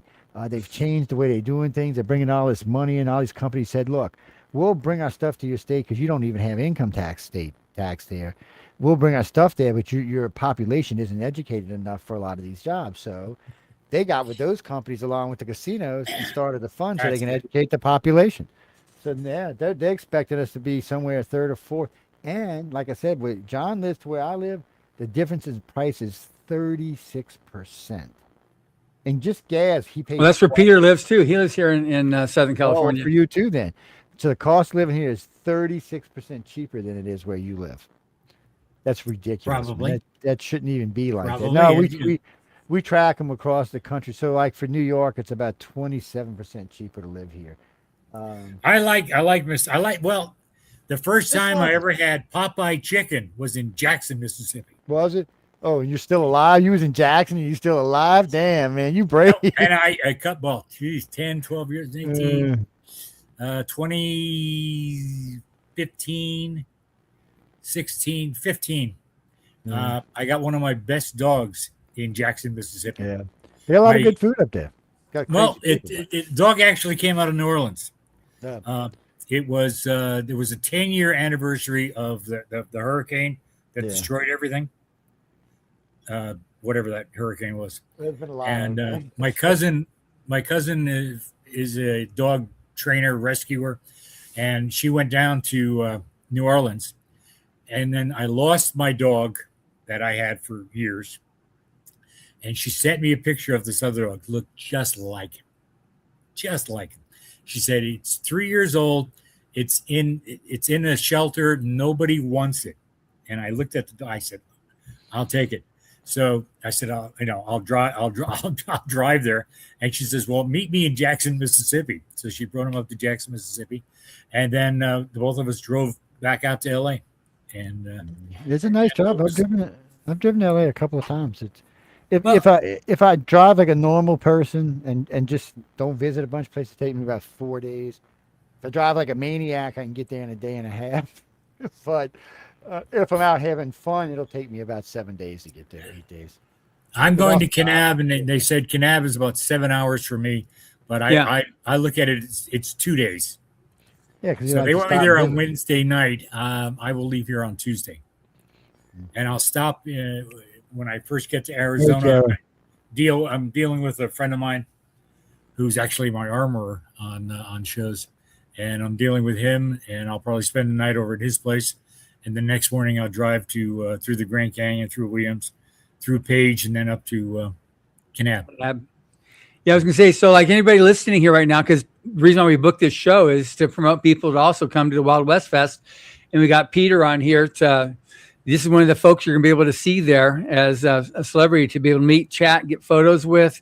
And you're going to be at that one event Sunday night too, or Saturday night rather, where they have the slubs, the dinner so you're and one of the events that you're going to be a special guest of. We at Galaxy Press are sponsoring that one there. And like I said, we have this show here. We wanted, because Buck's been a friend for, 15, 20 years now. And so I used to go to his events that he used to have in near Phoenix.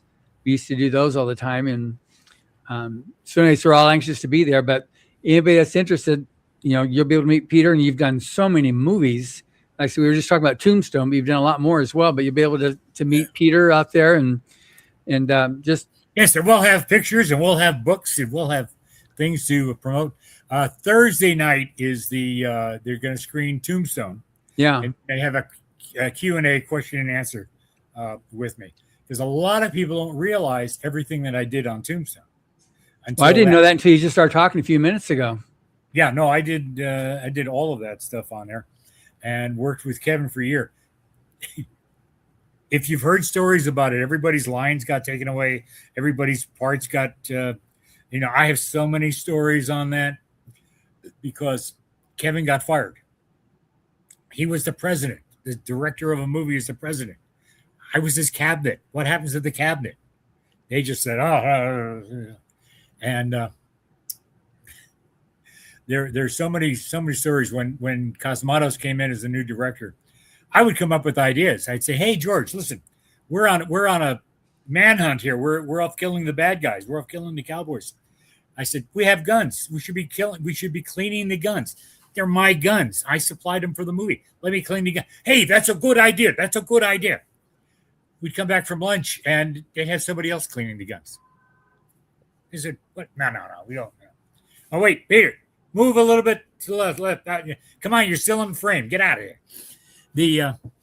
One of the other ones, one of the things that I did when I did Wild West shows, and I've done hundreds of them. We went to China for 3 months and did 144 Wild West shows in there, shooting off horseback. And so one of the things that I did was, I can throw you a gun. I don't care if you're 5 feet away, 20 feet away, 30 feet away.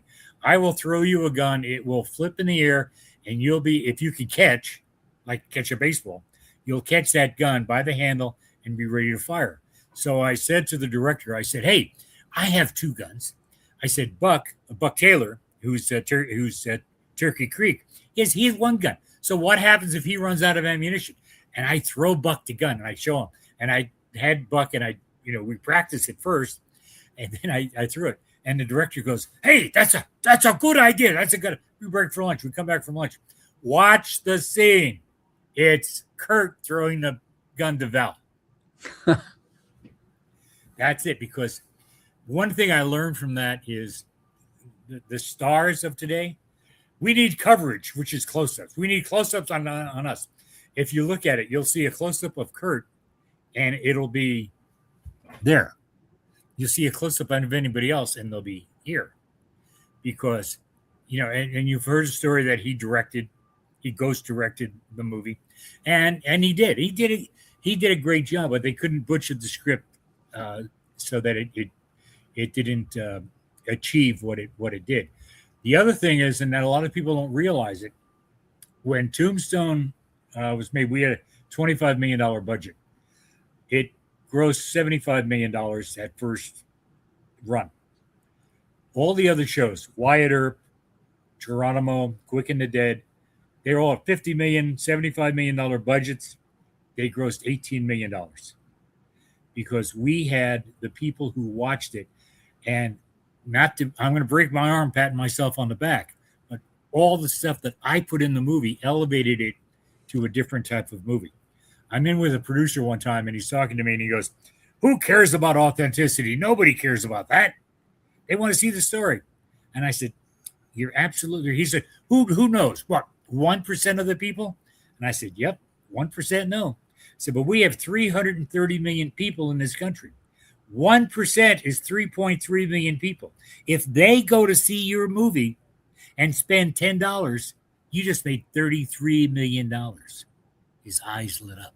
Ooh, that makes sense. That's why all those other Westerns made $18 million. The diehards went to see it once, and they didn't want to go see it again. And then the word of mouth gets out, and so the other people, I'm not going to go watch it. It's I not. prefer the authenticity myself. So. I wanted to do Geronimo. John Milius wrote the original script. He was going to direct it. And I was going to do everything on Geronimo like I did on Tombstone. And so I designed everything. Now, the character that Robert Duvall played, it was, I researched him. I researched the person. He had an 1873 Winchester rifle, and he had a 5.5-inch single-action Colt.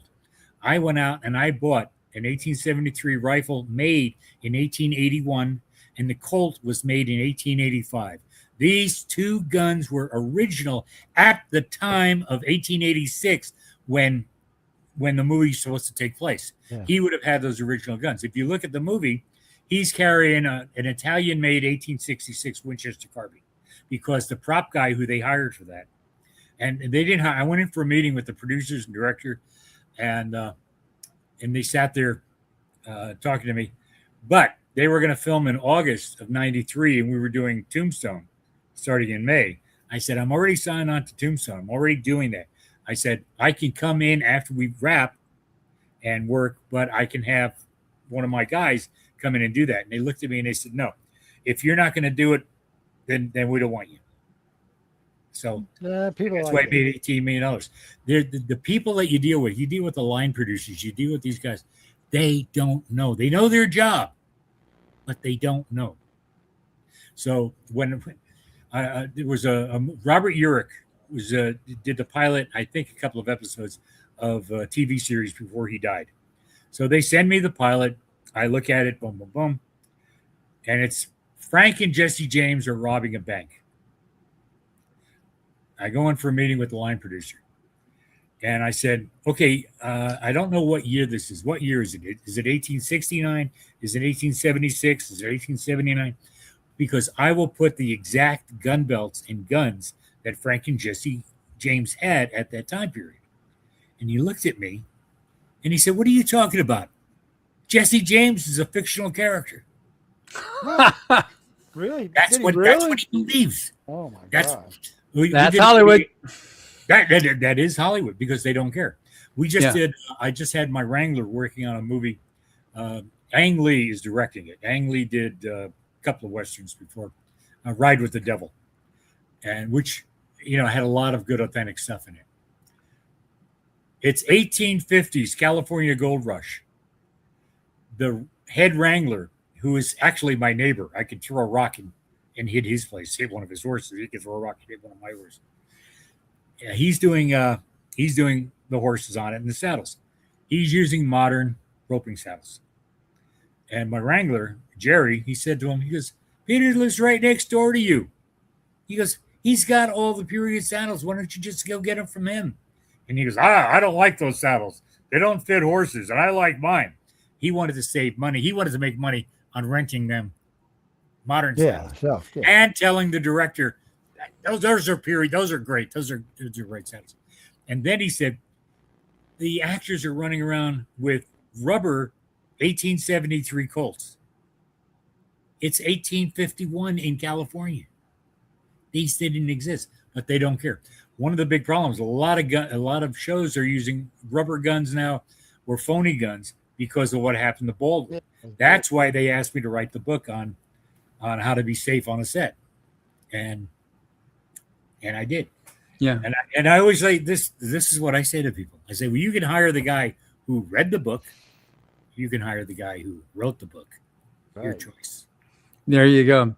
So I know we're getting close to the end of the show here. So I just wanted to make sure that people, so the Wild Western Festival, is it still on the Caravan here? Or you moved on here, Joe, on the Office Quill? So you're Caravan West Productions.com. Yeah. Okay, that's yourself. And then we got the Wild West Festival. Oh, that's Little Hollywood WildWestFest.com. That's where you can find out about the festival coming up in a couple of weeks. And that's where And all the people that be. are coming out there. And Yeah. all the And guys. we're going to be there, like I said, as one of the sponsors, and that's where we got the 90th anniversary. You showed all your books earlier on, but these are some of the Westerns. We've got a whole table You got a whole bunch of them? We got a whole bunch of them. Yeah. So, All right, you'll get sucker me into buying some.